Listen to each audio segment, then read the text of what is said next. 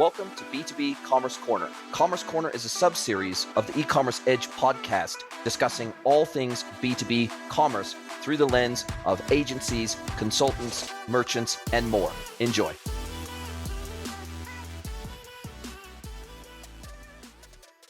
Hello, everybody, and welcome to another episode of the E-Commerce Edge, a podcast with me, Jason Greenwood, your host. I am very proud to welcome our next incredible guest, Elizabeth SEGOVIA, who also goes by Beth from TradeCentric, the CEO of TradeCentric. Welcome, Beth. Thank you, Jason. Happy to be here.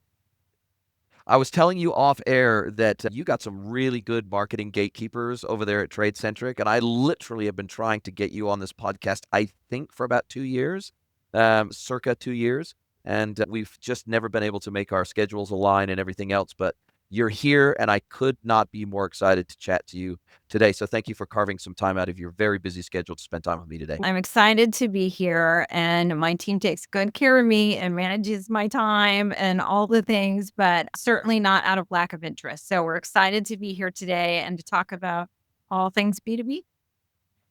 I love it. I love it. And look, TradeCentric is, if you work in B2B, you've ever worked in B2B, you spent any time in B2B, and you haven't heard of TradeCentric, I would question your credentials, because TradeCentric is very well known in the B2B commerce space, famously as a PunchOut platform, PunchOut integration platform. But before we get more into TradeCentric and what you do and how you do it and all the special things you do, tell us how you even came to be in this space, because you've been working in commerce for a long time. But I would also, you haven't just been like working in sort of technical roles, but certainly ops, sales, marketing, go-to-market, positioning. Like you've had quite a broad experience in technical related businesses, but tell us your story.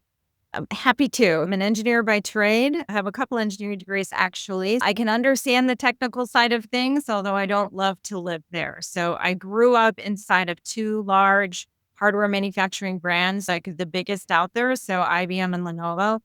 And while I was there, I actually, now looking back, understand things a little bit differently. I developed a whole hosted catalog thing for our largest customers on the PC side of the business that then became a whole set of customized websites for contracted products and pricing that then became all the things that we now know as, of course, B2B integration work. So I had a whole life inside of the business on actually both the sort of e-com side as well as on the procurement side. So I really have an appreciation for both the buy side and the supply side of the business. And then I had an opportunity to go into software, and e-commerce software, and specifically B2C e-commerce software. So I went into marketplaces. I was a channel advisor for 6 years and really began to appreciate all the complexities about what it really means to serve B2C through e-commerce and all the challenges therein. But as we exited that business, sold the company, and I was looking for my next opportunity, I came across TradeCentric and learned about the tremendous additional opportunity that is so much bigger and broader than B2C, and the challenges within B2B really speak to me. So bringing together all of my background from an engineer's perspective, from being inside a large manufacturer to now helping facilitate business between suppliers and buyers, I just feel like I'm right at home and solving the problems I need to be solving. I love that, scratching an itch and definitely doubling down on the parts of your past that you've really enjoyed. I have a little bit of a similar story in the sense that for the first half of my career, roughly, I had a real deep focus on retail eComm. As I started to build out my career, working inside of agencies, building agencies, running agencies, when I looked back on it, the most exciting, the most challenging, the most fun projects that I was ever working on were all B2B projects. There's a lot of FOMO in the retail e-commerce world. There's a lot of really standardized design patterns, standardized systems. Like now, if you're a retail e-commerce startup and you're not running Shopify, even who are you? So the reality is that there's a lot of same in the retail e-commerce world. Maybe when you start out, you're running Shopify and Klaviyo and QuickBooks. And when you get a little bit bigger, maybe you switch to NetSuite instead of QuickBooks, and then maybe you go to a full CDP. And then there's this trodden pathway in retail e-commerce that as a solution architect, as someone who's highly technical and who's heavily operationally vested in helping these businesses get better and be better and scale, it gets a little bit boring, right? There's no such thing in the B2B world. There's a massive variety of tech stacks you encounter when you go and work with these companies, all the way from green screen ERPs, which still exist out there in the B2B world, all the way to the latest and greatest vertical specific ERPs like Equip 360 and everything in between. And the reality is that you will never, ever get bored in B2B e-commerce because the products are so complex. The sales operations are so complex. The types of integrations that we have to do in B2B, whether that be self-service e-com, EDI, PunchOut, which is the area you guys specialize in. There's more channels in B2B, more digital channels in B2B than there are in retail e-commerce too. And so there is just no chance to get bored in this industry, is there? No, and I would say I was smiling while you were describing it because I think the most common flavor of tech stack is customized homegrown systems or a system that started out as SAP and turned into something very specific, customized, and homegrown. And then where customers have gone with it or where they have stopped going with it, right? So we have a lot of legacy systems, a lot of systems that need a lot of investment. We have a lot of tech debt. And we have this ever changing, and I think more rapidly changing in the last certainly 6 months, let alone 18, 24 months, IT landscape and customer demands. And I think there's this acceleration point that's sitting on top of all of this customization and legacy IT stack. So I think it makes the problems of B2B super interesting because we have real business needs, right? We have buyers that need to manage spend, they need to buy what they need to buy. We have suppliers that desperately want their business. They want to keep their business, they want to serve their needs, and they're all working on systems that frankly could use a little work and could be better at what they do. And what a time to be doing it as we see the technology changes in front of us with AI and all the things, which I'm sure we're going to talk about. So it's an interesting time. And I love joining it at this time because it feels like an inflection point. And I don't know if you feel that, but I feel like people who have been perfectly happy to have systems that are adequate but insufficient are no longer satisfied with that, right? I don't think we're going to get some of these legacy systems to talk to the agents. So I think we're going to have to do some work. So I'm pretty excited about the opportunity. And the other pressure point that I think is accelerating this change is the obscenely low net margins that are common in the B2B world. Like 3 or 4% net margins for a distribution company are pretty normal. And so if your procurement team has to spend even 1% more effort, time, and money to procure off of a supplier versus another supplier, you're going to go with the supplier that allows you to automate your procurement process because 1% is material to your business. 1% isn't that material in the retail world. It is very material in the B2B world because of the razor slim margins and the fact that 4% total IT budgets in B2B are the norm, meaning, and that has to cover all internal IT, all networking, all of our external customer facing IT, including commerce and everything in between for 4% of revenue. That does not leave us a tremendous amount of budget to deal with these systems and get them up to speed and modernize them. But what we're seeing, and I'd love your take on this, is that we are seeing massive consolidation in the B2B world today. We're seeing it in the platform vendor side of B2B. We're seeing it in the SI side of B2B, and we're seeing it in the manufacturer and distributor side of B2B. I'm subscribed to so many B2B newsletters, and literally every single newsletter issue I receive is about some new M&A activity that has happened in manufacturing or distribution. And it's because the digital laggards are being gobbled up by the digital leaders, and they have the investment because it's almost like the game of Monopoly, right? You land on somebody's hotel a couple of times and you're dead. The biggest players in the space, they are usually digital leaders. So therefore, they have created an even bigger gap in their performance between them and their competitors that are digital laggards. And so oftentimes they're buying a distressed asset from the digital laggards, and they just don't have the money. Those digital laggards do not have the money. They do not have the time. They don't have the luxury of time to catch up with the leaders in their space. And so they're just like, okay, let's sell to a leader that knows what the hell they're doing. They can absorb us. They can upskill and upscale our IT. We can adopt a lot of their systems and technologies. We can roll them into our businesses. And all of a sudden we can start to become a digital leader much, much faster. So I'm just seeing M&A activity accelerate super fast over the last 12 or 18 months, there's literally an announcement every day of some sort of M&A activity between those digital laggards versus leaders. And I think it's interesting because I think that's after a period of real slowness, right? There wasn't really a lot of that happening. And so I think some of that is pent up, right? There were people that wanted to do things, but there was nothing to be done, or the valuations were incredible or silly, frankly. And then now to see more opportunity. So certainly, I think that consolidation is potentially a good thing. It's going to create some chaos.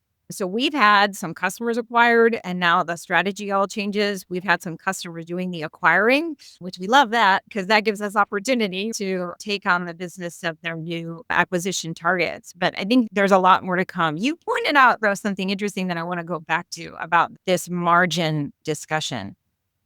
Like, this is one of the things I find fascinating about working in B2B. We work with the supplier and the buyer, but mostly on the supply side. And so we're working with commerce leaders. We're working with maybe a head of sales. We're working with maybe the CFO is paying attention to what's happening.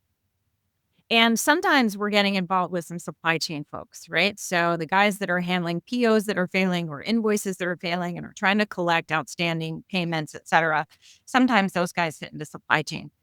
But what we see our customers struggle with is really to connect the dots across the supply chain fully and finance to really harness the opportunity that we're trying to help them see, that through improved IT systems, which you were talking about, through integrating with your customers, through eliminating error management, right? They have teams of people managing POs that are failing, right? Fixing PO discrepancies. They have teams of people. I was just talking to a customer last week who has a dedicated team of 7 resources just managing 3% of invoices failing. Takes 7 people to fix, right? So I'm like, why are they failing? If your POs were automated, your invoices were automated, none of them would fail. So why do you need 7 people if you would just fix the automation up front? Like, I think the connecting of the dots of the opportunity of not just your customers are going to buy more, so your revenue is going to grow, so your top line is going to grow, but your efficiencies are going to go down. Your inefficiencies increase, your costs are going to go down. So your P&L is going to improve. So that 1%, 2%, 4% margin, I grew up in PC manufacturing, right? 5% margins were super common. We couldn't buy pencil. Right. I don't think anybody uses a pencil anymore. But back in the day, we couldn't buy like basic office supplies because we were on razor thin margins. So efficiency is a real thing. And I don't think we're doing enough to try to uncover that. So I didn't want to miss that point because you really hit a nerve for me, which is the opportunity, I think, isn't understood. And some of it is because the resources inside of a company just aren't talking to each other. Right? It's not one person that makes the decision that's going to go take advantage of all the benefits. So, And we have an increasing pressure being put on B2B suppliers to provide digital integration services if they want to continue to win their buyer's business. yeah. So whether that's a manufacturer trying to win the business of a distributor, whether it's a distributor trying to win the business of a dealer, or a store chain, a B2B store chain that's supplying the trade, or whatever it is, every step along the way is trying to find efficiencies. And so if I'm a buyer, let's say I'm a distributor and I'm buying off of a manufacturer, and I have Jagger or Coupa or Reba as my procurement system, or let's say I've got a procurement module inside an eProcurement module inside my ERP that's native to the platform, and ideally, I want every single supplier integrated into these systems. I don't want to have,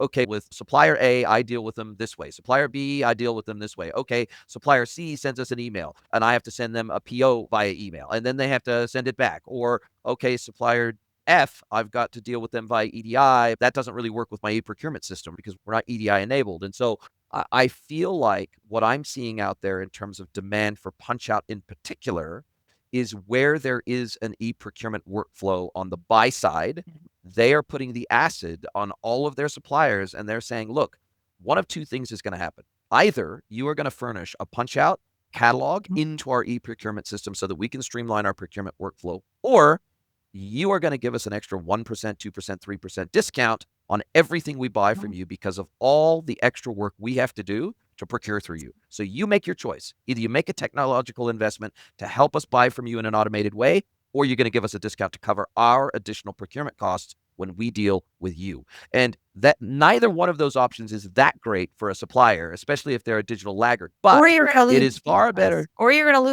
lose. Correct. There Or is you're an going to lose it option three, altogether. which is, or we'll just buy from somebody else. Right? Correct. And so I feel like the demand for punch-out technology, sure, it may feel to you like it's coming from the sell side, but really that demand originates from the buy side, who is putting the acid on the supplier to say, you will integrate with us. Otherwise, yeah, like you said, you might just lose our business altogether. And we're going to go to somebody else that can help us automate our procurement process, because we got to claw back some margin somewhere. And this is one of the key ways we can do that. And I'll say one final thing on this, and then I'll turn it over to you. There are some opportunities that you literally cannot even tender for. Like when they put a procurement, like an RFP out for a proposal, sometimes they will literally put in the RFP, unless you can supply us digitally, meaning that we can procure through you digitally, that you cannot even tender for this opportunity. So you will not even, there's some deals you cannot even take part in just because you are not digitally enabled. So I feel like there's pressure coming from lots of different angles to get automation into procurement workflows today, unlike ever before. Yeah. And I think it's interesting. I think there's a couple of points here. I think one, you're absolutely right. The pressure's coming from the buy side. And it's simple, right? The procurement organization has one job: buy product, buy it at the best possible price from the best quality vendor, get it on time, but their job is to buy things. So they are working. And this is my frustration, right? Having been on the B2C commerce side and now I'm on the B2B commerce side, the buyers are working. They're not shopping, right? So they're not wanting to compare endless sets of whatever. They're not looking for the best pricing. They've already done that. They've chosen the supplier. They have a negotiated set of products. They have a negotiated set of pricing. And what they want is to buy what they need as fast as they can, as efficient as they can. And they want it to come in at contracted pricing and at the terms they've agreed to. Full stop. So buyers want to buy, and they want to buy as efficiently as possible. And if you can't comply with that, certainly every supplier is going to negotiate products, negotiate pricing, negotiate terms. But it's that last step, which is to allow the buyer to buy in the way that they want to buy. And I think that is a key point, right? So the buyer has invested all this money in a procurement system, an eProcurement system. They want to be able to see all of the spend and manage all of the spend, even the tail spend, right? So whether it's their largest suppliers, their largest multi-million-dollar sales, or whether it's all the little things down to gloves and whatever, safety glasses and all the smaller items, they want to manage all of the spend. And that has to be done through their procurement system. So one, buyers want to buy the way they want to buy, right? So I think, yes, the demand is coming from the buy side and the buyer is trying to do the work that they need to do. And I think that's critically important. On the supply side, you're absolutely right. They have to be able to compete. And I think these integration projects become so much bigger than they need to be. And I don't know if you see that, right? So especially if you have a technical advisor like yourself that's helping walk you through it, if you have a decent platform. So if your platform is one of the big five, I don't know, there's actually 20 or 30 that are actually pretty decent. As long as you're in the game, then you can do it. And you can do it in a fairly, I don't know if I want to say simple, but it's not that hard. And if you have a technology partner that helps you, right? So you guys on the advisory side, a TradeCentric integrated in there, it's not that hard, right? We do all the hard work, right? So we manage all the complexity from your singular commerce system to, if you have 100 buyers, could be 20 different buying procurement systems. Usually industries tend to choose the same stuff. So once you've connected once, you can get multi-buyer hits out of that. But we take all of that complexity out of it. So if you partner with the right organization, it's just not that big of a deal. We have suppliers that bring 10 people to them, and we're like, okay, it's not really going to take all this, right? We have some configuration work that needs to be done. We're going to ask you a bunch of questions. We're going to need the answers. But after that, getting you hooked up and getting the plumbing running and running some testing is actually not that hard. So it just blows my mind that the hurdles, you talk about IT investment that's required. Yeah, it takes some, but not as much as I think many people think. And then you start to get into the game and you start connecting your buyers, and then it's self-funding, right? The growth that a supplier will see in revenues from their buyers will fuel the next set of integrations that are asked of that supplier. And The ROI is significant, and it goes way beyond just self-funding your IT investment. So I don't know if that makes sense to you, but that's how we see it. I couldn't agree more. And like you said, I think, like, for example, if you get a Jagger integration up and running, there's oftentimes, if you have to do it for one buyer, then there's probably 10 others in your cohort of buyers that are also running Jagger. And so you got this design pattern up and running, ready to go. You do it once.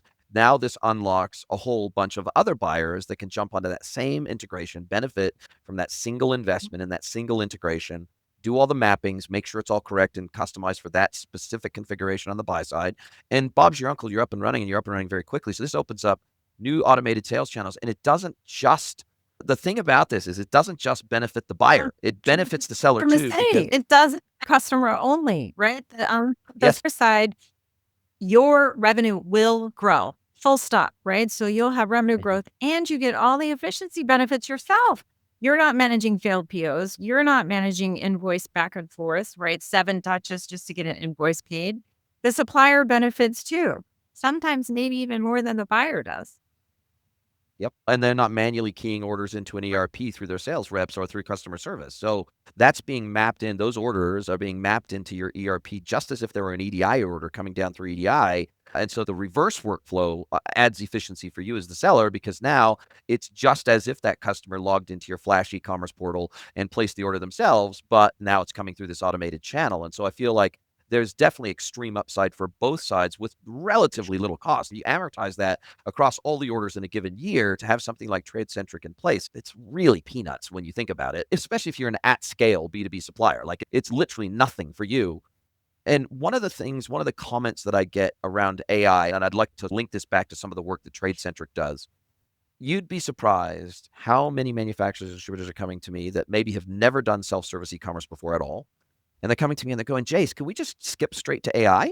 Can we just do AI? And so we don't really need e-commerce at all? Can we just like skip that spend? Because they know that's going to be a big, heavy lift project. It's going to be a 9-month project. It's going to be a couple $100,000 to do e-commerce for the first time. They know they probably need a PIM system to go along with that because they've never done PIM before. They probably need they need some other technologies in their stack, not just the commerce platform. And so they're going, my God, it feels like we're trying to boil the ocean here for just to do e-commerce.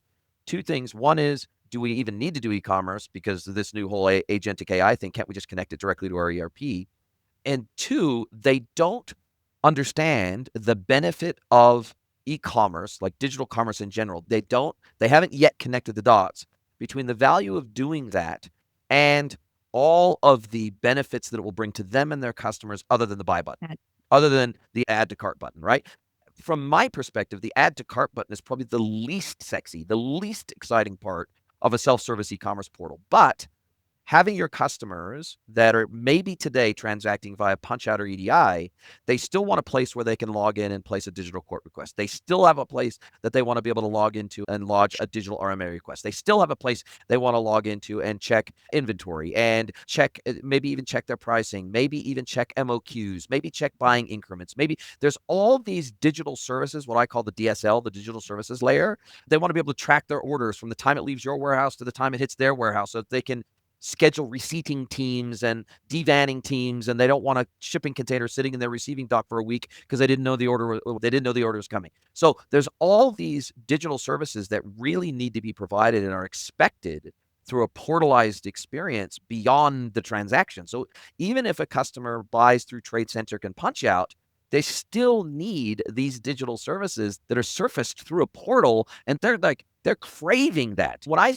do interviews on behalf of my supplier customers with their buyers, and I'm doing an interview with them and I'm asking them, what matters to you? What are the great things about doing business with a supplier versus the things that are pretty challenging about doing business with a supplier? Sometimes it's got literally nothing to do with e-commerce and everything to do with operations. And so I feel like a lot of manufacturers and distributors, they're not ready to take a crawl, walk, run approach to digital, and they want to skip to the good stuff. But there's so much foundational stuff they need there first to give a great experience. Yeah, I think you're on the right point here, which is I just don't know who the agents are going to talk to, right? So is there going to be some magical API that's going to come out of their backend system that's going to have all of this information that the agent's going to be able to interact with? And oh, by the way, there's not one flavor of agents. There's going to be, I don't know how many. There's a big standards. We'll call it a discussion. We won't call it an arms race, right? That's happening right now. So I think we could all agree there's going to be many kinds of agents doing all different kinds of things. And those agents are going to have to be talking to, we'll call them receiving agents, to be able to handle all Yes. of these conversations to get to the right answer and get the work done, right? And I think that's fascinating. And I think it's going to change everything we know and think about what's happening today. It's going to be a very different experience tomorrow. I don't think it's going to replace the need for all the things you said. Incredibly great, accurate product data, timely and accurate pricing to match the contract and match the contract terms.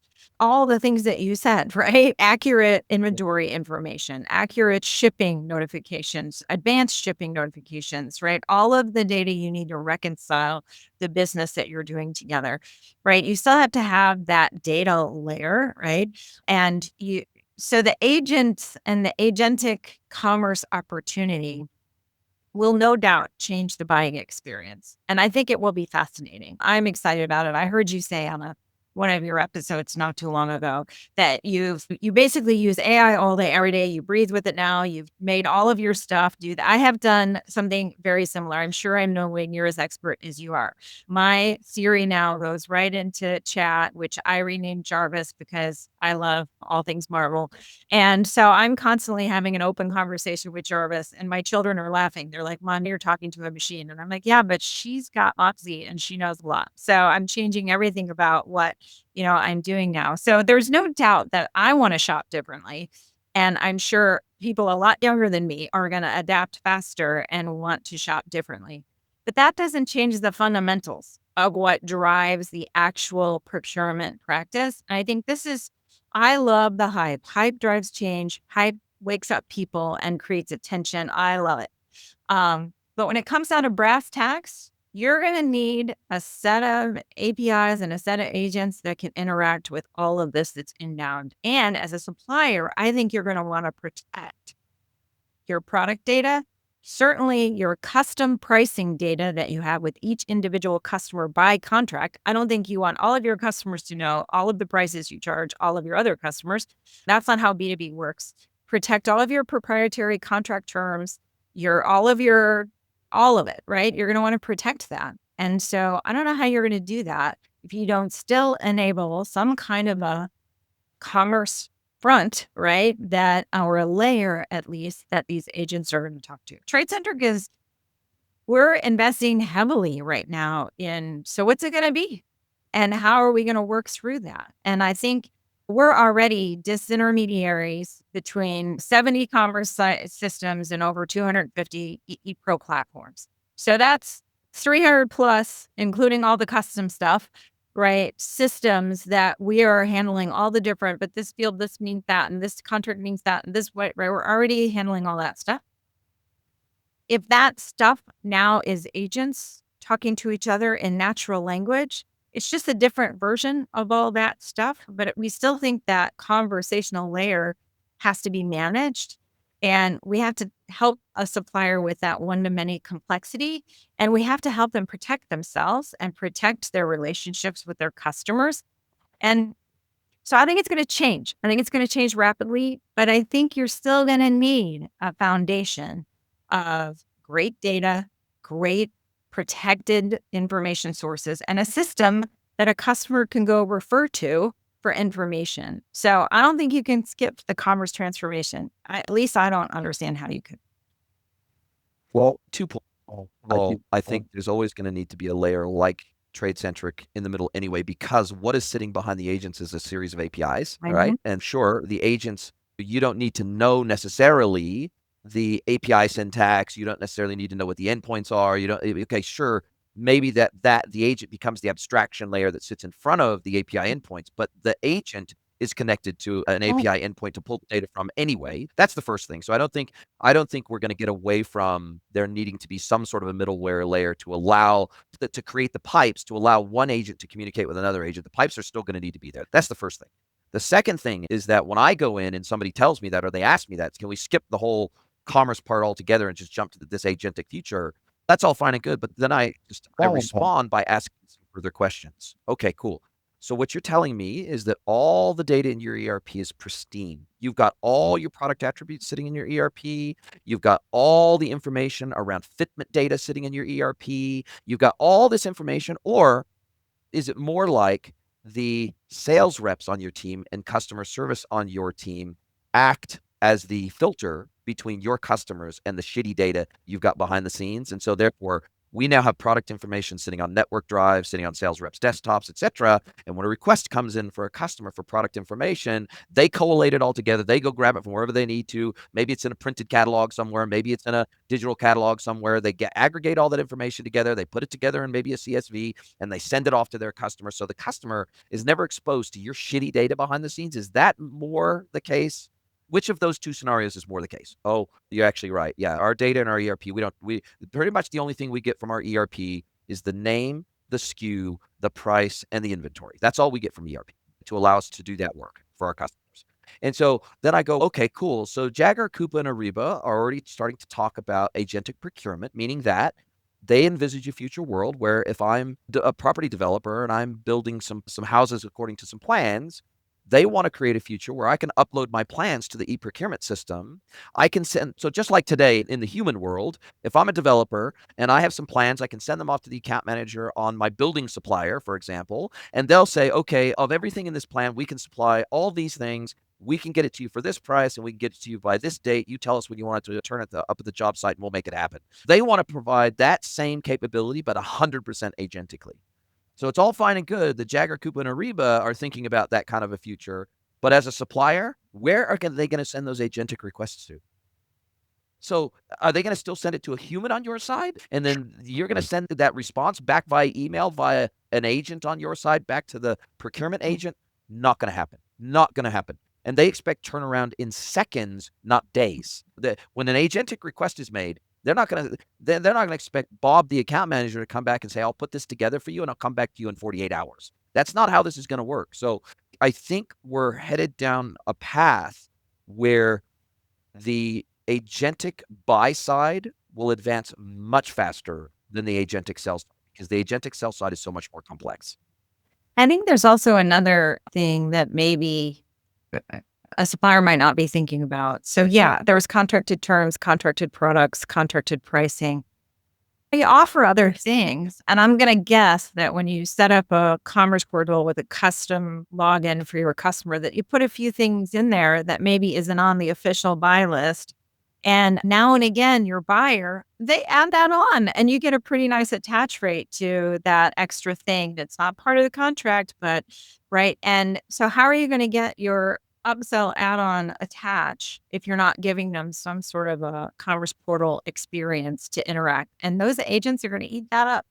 They're going to have plenty of opportunity to go interact with that data. So I think you're right. I think you can't skip ahead. There's no easy button.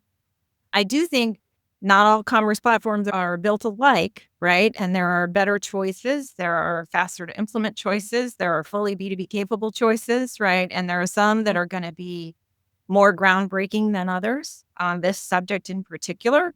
So I think you can choose a faster path, but I don't think you can skip ahead and just, I love your description of the agents running into Bob, your customer support rep. Yeah, I don't see that working. I don't see that being acceptable. Yeah. And when you think about, we haven't talked about PunchOut specifically in terms of exactly what it is. And so I think for anybody who's listening who maybe is a little bit new to B2B, who maybe hasn't heard that term before, maybe even hasn't heard the term eProcurement, electronic procurement before, maybe we'll just do a little bit of level setting before we go on to some other key topics, i.e. AI and a couple of others. So I'll turn it over to you. I understand it because I work in it every day, but in layman's terms, layperson's terms, if you are new to the B2B procurement world, Explain how PunchOut works and why it's so important. I'd love to. And you're making me giggle because I'm trying to remember how many weeks it took me to figure it out at the beginning. So don't feel bad if you don't know. I'll start there. You described it earlier, right? Buyers are adopting e-procurement platforms, right, at a very rapid rate. So systems like a Jagger or a Coupa, right? Buyers are using those systems and they want to have the supplier catalog data resident in those systems, right? But the way that happens, it's not like people are sending files, right? And God forbid.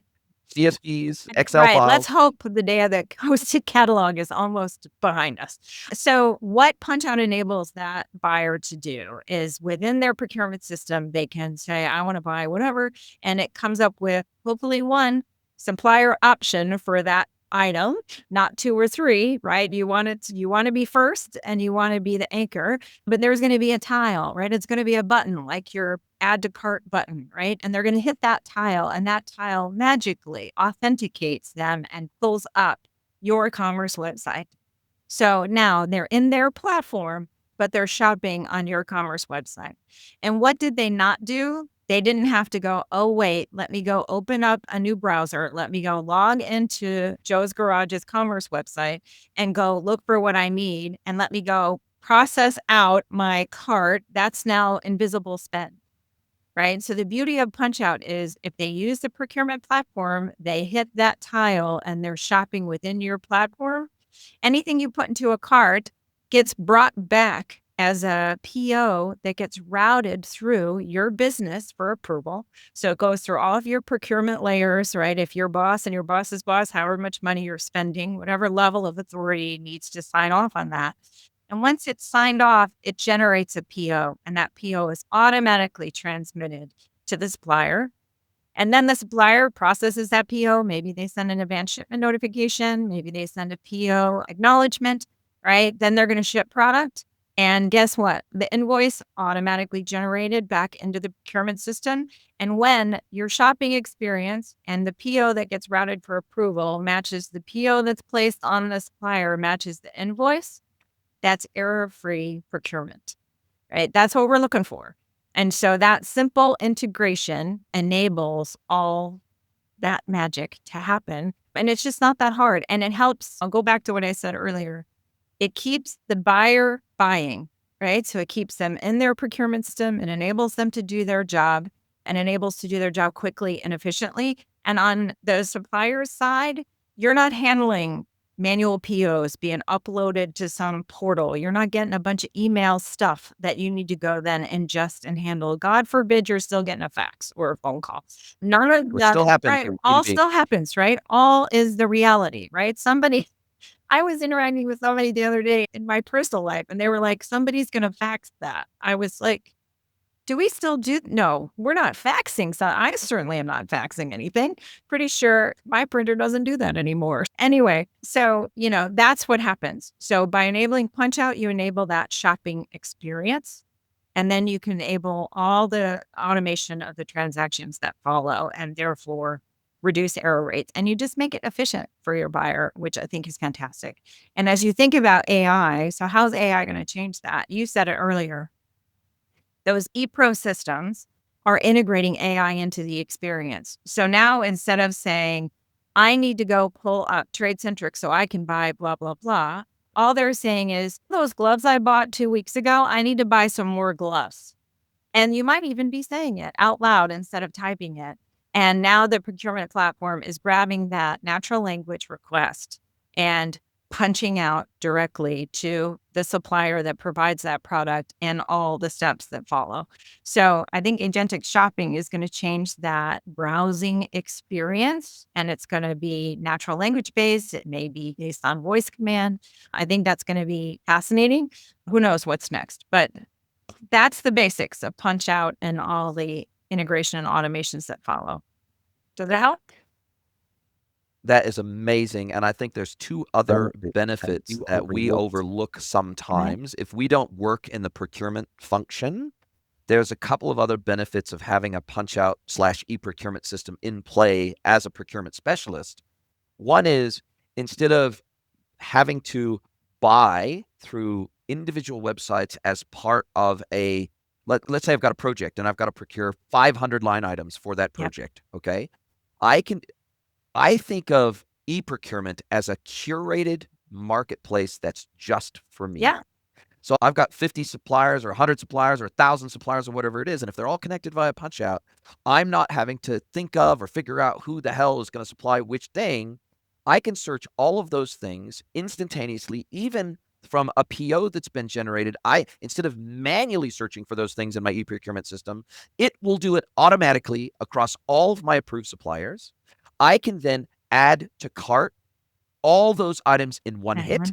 It will route all of that purchase, and even if it's the same PO assigned for that entire list of procurement items, even if it's the same PO, it will then send out the PO just like a marketplace does. When, let's say I'm on Amazon and I buy 20 items in my cart, it might be coming from 20 different suppliers. Amazon deals with all that behind the scenes. They route that order, they break that order out into all the different suppliers who are going to supply that order.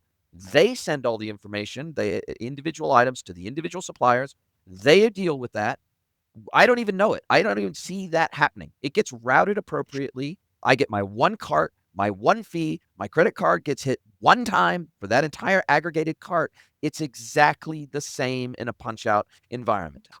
It's almost like, from a procurement workflow perspective, it's like I'm working with one supplier, even though I may have 200 suppliers behind the scenes. And that efficiency is overlooked in many instances by the suppliers who they're only looking after themselves, and they're only saying, what can we supply to this poor procurement person?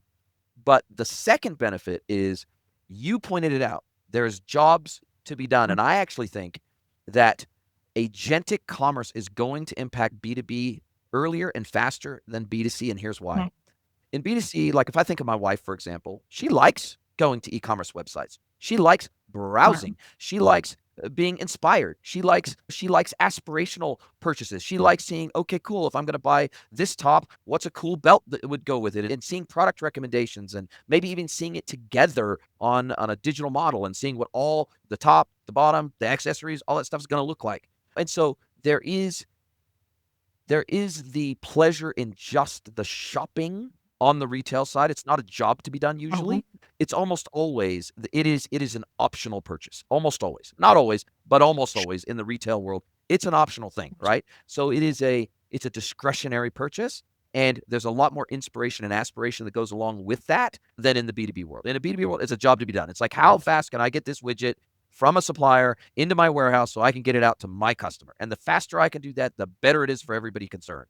So I think in an agentic world, which abstracts out the pleasure of the shopping journey, like my wife is not going to want ChatGPT. She's not going to go to ChatGPT and say, I've got this event coming up and I need to buy a dress and this is what I like the look of. Go out and can you make some recommendations? No, she's going to go to her preferred fashion websites, and she's going to browse, and she's going to be inspired to buy something, and possibly a whole lot more to go with it than what she intended to go to that website for. So in retail e-com, we're oftentimes trying to keep people on the website longer.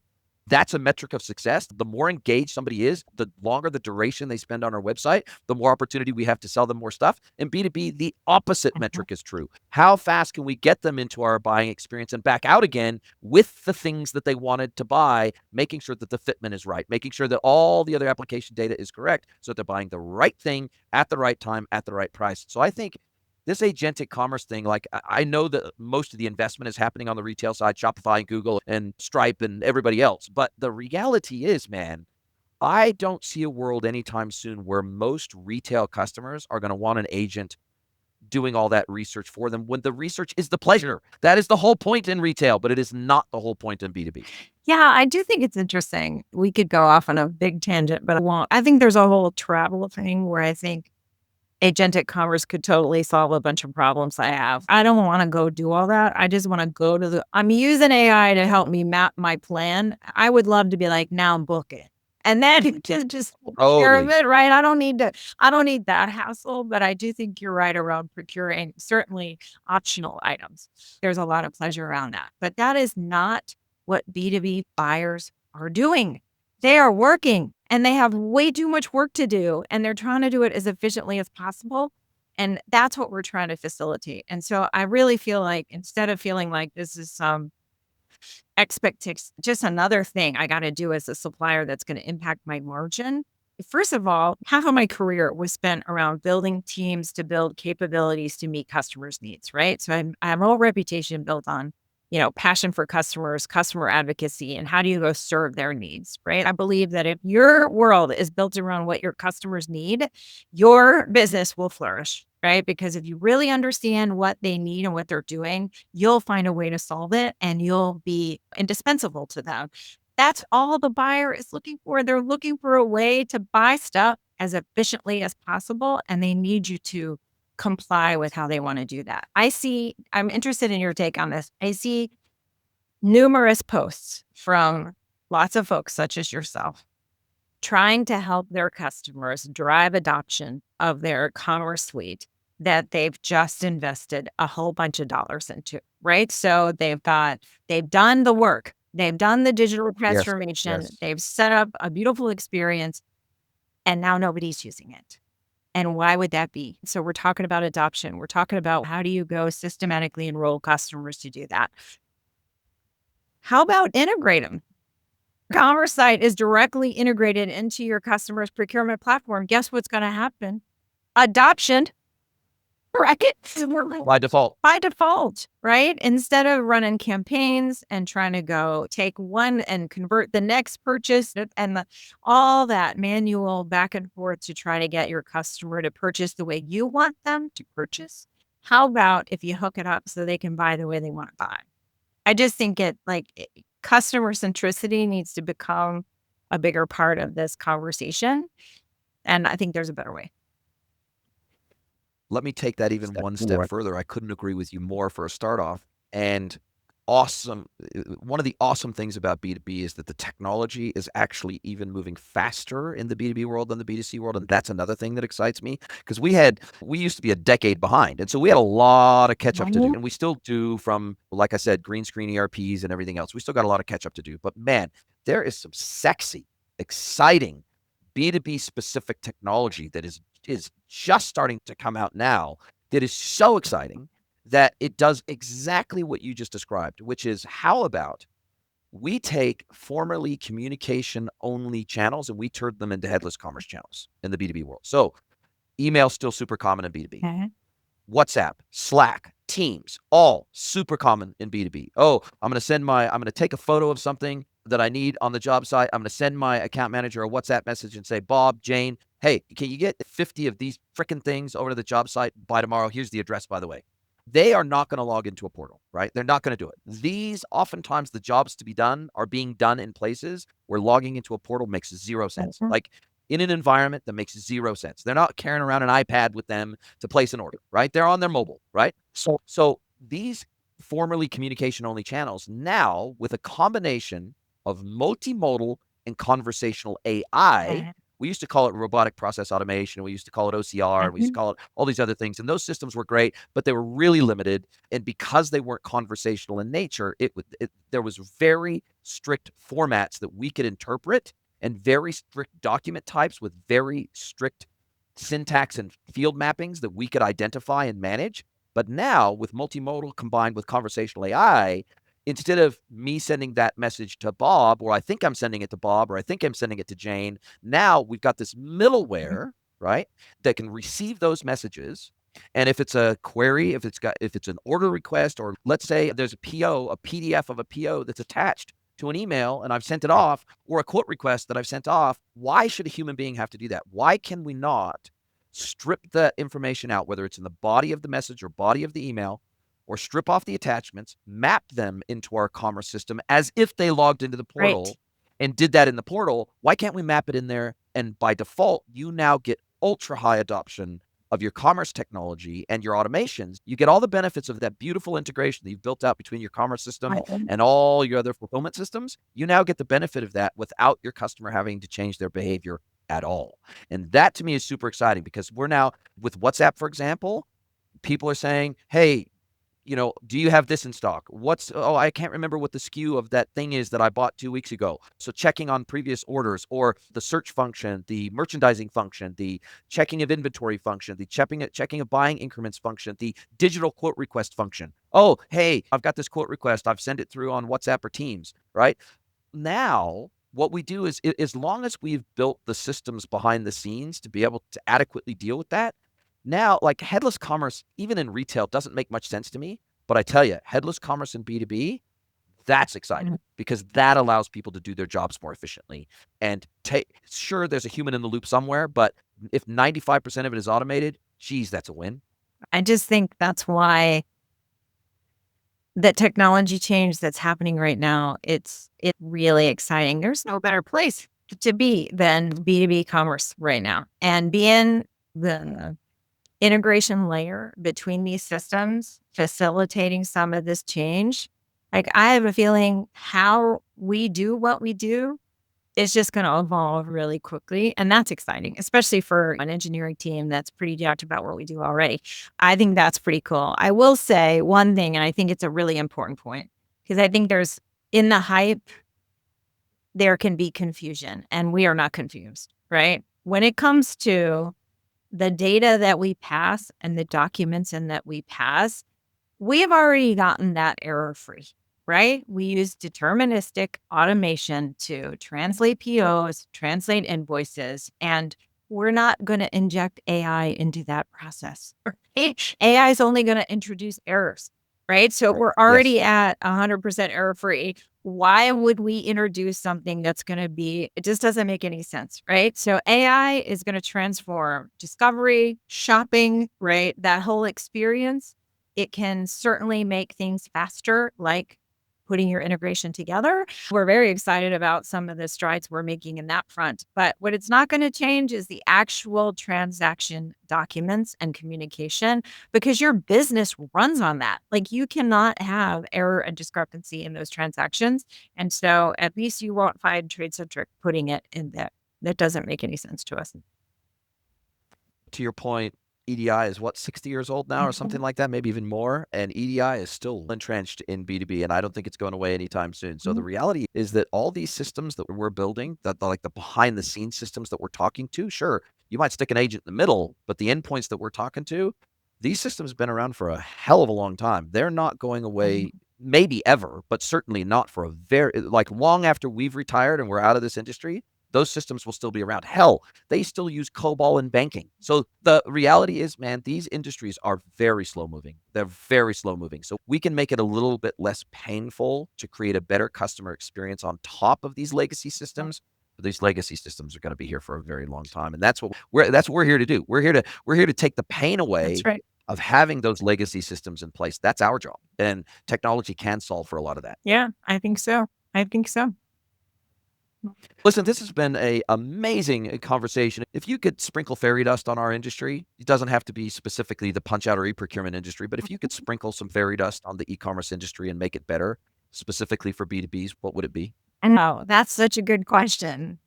I talk to potential suppliers all the time, and I see them offering a menu of options to their buyers, right? I'll do it however you want me to do it, right? I want your business. I'll take a fax if you want me to. I'll take a hosted catalog if you want me to. I'll integrate with you if you want me to. I'll do whatever you want. Not have an opinion. Just serve the customer. Like, I love the serving the customer part, but I don't love the having an opinion part. So if I could sprinkle pixie dust out there, I would say every supplier should have not only an opinion, but a strategy. And that strategy should be to solve their customers' problems.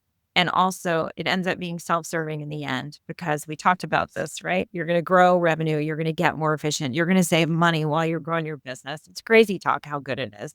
So I think I would love to see more manufacturers and distributors in particular get some moxie and get opinionated and get strategic about using integration as a growth strategy. I actually think that would transform their business, and they'd be amazed. I can't tell you how many times we've taken a customer from prospect to, are you sure this is really going to happen? Those results can't possibly be true. To 2 years later, 50 buyers integrated, unbelievable results. Of course, I'll do a case study for you. I can't believe how much benefit we've gotten out of these systems, right? So I want more companies to experience crossing that divide. But if that's going to happen, then they're going to have to use integration as a weapon and as a growth strategy. And I would love to see more people know that's true. So the pixie dust is to see the future and to know what's possible.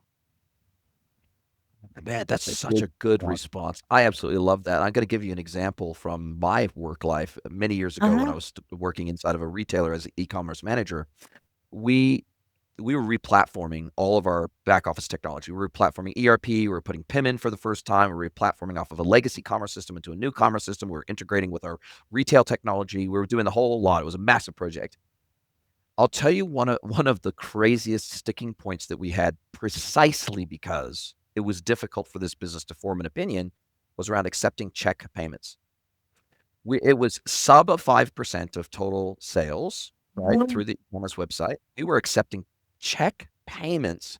We had one person in the finance office that her entire job was reconciling all the checks that came in with the orders so that they could be released for shipment. Okay? One person's full-time job. It's friggin' nuts. You have no idea the amount of heated conversations inside the business. We ultimately decided to terminate that payment method in the new platform, but the amount of bandwidth and energy that was consumed in the business to come to that decision was absolutely friggin' phenomenal. Okay? And I'm like, it's an e-commerce platform. It is wow, this is wild. This is just wild that we're like, I was blown away that it's like the fax conversation. Are we going to accept faxed orders? Like, it's a wild conversation as of at that time, 20 whatever. It was a wild conversation to be having because I'd worked in e-commerce for many years by this stage.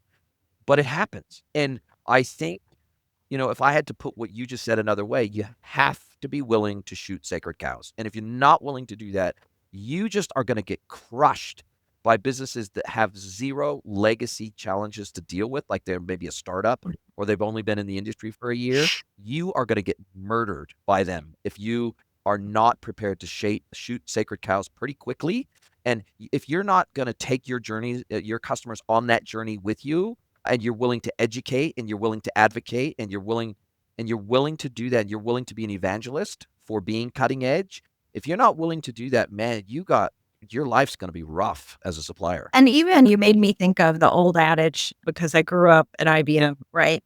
You never get fired if you buy IBM. And what that meant is if you buy computing hardware that works, you're never going to get fired, right? I would subject that as an e-commerce leader on the supply side, you're never going to get fired for integrating with your customer, for upgrading your commerce experience and integrating with your customers, because you will get efficient and you will grow revenue. We've seen it over and over again. You can't get fired for doing that. You can't, right? It's not going to go wrong. Never. As we do come down to the end of our time together, this is my opportunity to flip the script, hand the microphone over to you, let you ask me one question, any question you like. It can be personal or professional. Beth, SEGOVIA from TradeCentric, what is your question for me today? Oh, no. I feel like I'm going to fail the test. I have too many questions. You knew this was coming. I have too many questions for you. I'll ask the boring one. I know. I'm sorry. So, are you surprised by how many of your customers that you get the opportunity to work with that just struggle on this subject of integration, or it's not even on the requirements list? Like, it's 10% of the time, 20% of the time, 30% of the time, when it should be 90% of the time. Are you surprised? Yeah, look, it is interesting because oftentimes it is desperation that they arrive to me with, where they're going, we are just getting killed here with manual processes, manual workflows. All of our customers want to integrate with us today in different ways. And in fact, I had Jeremy from Reinders on my podcast a month or so ago, and he said, look, we already offered to their major distributor in the green space, so in the irrigation space and commercial irrigation space. And he said, look, we already, when I was here, we already had done self-service B2B e-commerce with all the bells and whistles. We had already offered PunchOut. We had already offered EDI, but we had a fourth cohort of customer that wanted to custom integrate with us. Like they had already their own integration middleware layer that they already built sitting outside of their ERP, and they wanted to integrate with our catalog in a custom way. They want to integrate orders down in a custom way. And so what we did is we stood up a custom API, a customer-facing API layer that they could just integrate with us however they wanted to. We would provide them the syntax. We would provide to them some basic integration documents with the API endpoints. We would even supply to them a bundled suite of API calls that they could test in Postman so that they could see what kind of API responses they were going to get to make integrating with us easier. And he said that we got the first request for that. But once we built it, we found out there was like 10 other customers that were fast followers that wanted to integrate with us in a custom way because it was more efficient for them to do that than to go through one of our automated systems. And he said we were quite surprised with how many customers wanted to do a custom integration with it, but it was like build it once, write the documentation. Sure, maybe you have to tweak tiny little things in the documentation for a specific implementation, but in general, like we built it once, we reuse it 100 times. And for us, it was relatively easy to do that. I think they stood up their API layer in under 2 weeks or something like that. It was like super fast. They used a third-party technology provider to create that layer in between. And he said, I think this is actually more of the future of B2B than almost anyone realizes. So many suppliers think we got e-commerce, we got PunchOut, we got EDI, like pick one of those three and go for your life. But I don't think a lot of suppliers realize just how many legacy systems with custom integration layers are still out there in the world and how much business they're potentially missing out on. And I was like, wow, that's something that I don't even necessarily think about that. And it's with my clients, I've actually started asking, I've added that to my discovery because my discovery with manufacturers is about 175 questions, and then there's sub questions and everything else. So I've got a pretty damn thorough process, and I've had to add an entire AI section now, of course, and go into discovery on that. But now I'm starting to ask the question, are there any of your clients that have communicated with you that, hey, we would like to be able to custom integrate with you outside of your standard integration protocols? And I think that's a really exciting white space in B2B. So I'm excited to continue to explore that with my clients. That's great. And you won't let me ask a personal question? Of course, fire away. So what initiated your global travels and where to next? So you lived in New Zealand, you were living in Mexico. So what got you on the road in the first place and where to next? Yeah, I'm originally from California, born and raised, moved to New Zealand in my early 20s with my family. My grandfather was a Kiwi, so my sister, my parents, and myself, we all got dual citizenship when I was in my early 20s. And I was already living out of home and working in the hospitality industry, actually, not even in tech. And my parents said, look, we're moving to New Zealand. If you want to come with us, you can come along. And so I just decided to come along with them and lived there for 28 years. And my wife's a Kiwi. And so I think my love of travel, that's where it started, was in my early 20s and moving to New Zealand and moving to a place where I think it's only 30% or something like that of Americans have a passport. So Americans aren't known as global travelers, but Kiwis are, because New Zealand is so remote and it's so isolated that and it's 2 islands. So the reality is that if you want to go anywhere, you got to get on a plane and go. Even if it's just across the ditch to Australia, you got to fly there. You can't drive there. And I think I got bit by that travel bug when I first moved to New Zealand, and it's just grown since then. And my wife, being a Kiwi, obviously she grew up with the travel bug, and she's Kiwi Asian. So she was born in New Zealand, but her mother's Chinese, father Vietnamese. She came from that multicultural background where people migrated around the world for a better life, right? And seeking out that better life and willing to take radical change and make radical change to make that happen.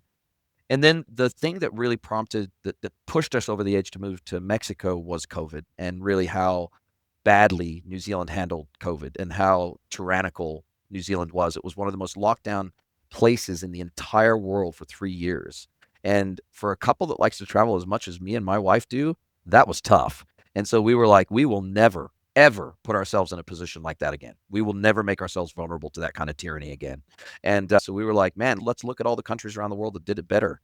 And Mexico was one of the best in the world. They kept their borders open. They never required a PCR test. In fact, Mexico's economy boomed during COVID because it was one of the only countries in the world you could travel to right throughout the whole of COVID. So the economy boomed here from a tourism perspective. we qualified for temporary residency. We're still temporary residents. And then after you've been a temporary resident for 4 years, you can convert to permanent residency. We got another year and a half to go. We'll convert to permanent residency. We love living here. We love the lifestyle, the food, the people, the culture, the weather, easy access to the US for business. It's a great lifestyle for us here. So that was I got bit by the travel bug when I first moved to New Zealand, but then the move to Mexico was prompted by lots of reasons, but the final straw was COVID. Wow. Wow. It's an interesting life that you lead. Yeah. And we traveled outside of the country, I think 8 times last year, 9 times last year. We spent a month in Europe. We traveled all around the world last year quite substantially. And I usually try to tie it in with a work trip wherever I can. And my wife usually comes with me, which is awesome. And we tack on some time either side so that we can do some local travel while we're there. This year, I'm the global MC for B2B Ecommerce World, so I'll be traveling around the world for that.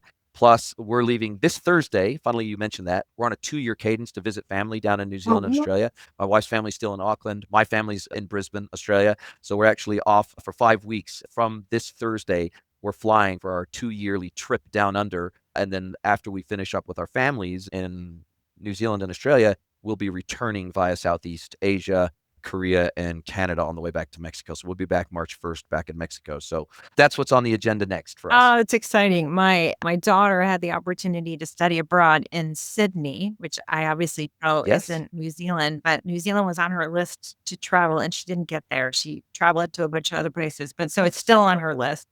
And I got to go to Sydney to visit her. And first open water diving experience from a boat was the Great Barrier Reef, which is crazy. But we had this amazing trip. And so if she's going back to New Zealand, I'm going with her. And now I know who to call when I need some travel recommendation. 100%. 100%. In fact, funny you mentioned that. I got my dive license back in 1998 on the Great Barrier Reef in Australia with 3 German friends. That's where I got my dive license, and I've been diving ever since. So that's where I got my license. And I tell you, the Great Barrier Reef is a very special place, isn't it? It's amazing. We could talk about diving all day, but we won't today. So anyway, Jason, No, we will not. It was a delight. So thank you for having me. Thank you so much for your time. I really appreciate it. And I'll drop a link to your LinkedIn profile in the show notes and the TradeCentric website in the show notes. Other than that, how do you like people to get a hold of you and chat all things PunchOut and e-commerce integration? Yeah, just reach out to me on LinkedIn or you can reach me at beth.segovia@tradecentric.com. I would love to talk to you. Thank you so much for your time. I super appreciate it. Let's not wait 2 more years before we do it again. Are you a B2B or D2C e-commerce merchant? Then head over to greenwoodconsulting.net to learn how we can help you scale your business.